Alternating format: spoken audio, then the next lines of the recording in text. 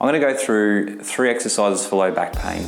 Now, not all back pain is the same, but these are quite safe and effective for some of these conditions. So if it's not working, definitely get it looked at. So the first one we're going to look at is activating the glute muscles.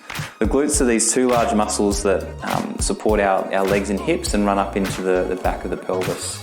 So the first one that you can do just to start to activate them is squeeze the glutes together. Pretend like you've got maybe a playing card or something between the glutes. Squeeze, and at the same time, tense the tummy and hold for a few seconds. And then relax. And do that 5 times in a row.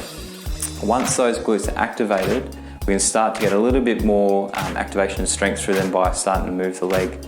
So for this one, find something you can rest against and then just squeeze the glutes and then gently extend the leg back and bring it back here. And what you want to try and do is keep this part of your back still and then just moving from the hip. And once again, 5 in a row, both sides. Beyond that, we can start to lengthen some muscles that tend to tighten up with low back pain. One of them tends to be the hip flexors. This is because we sit so much during the day, we're in the car, we're in the office, and these muscles start to shorten and then start to compress the discs in the spine. So to do this one, you simply put one foot forward and the other foot slightly back, keep upright, and then just gently start to lunge forward into almost a bit of a lunge position here, but keep your back leg behind you. And what you should start to feel is a light stretch at the front of the leg that's behind you.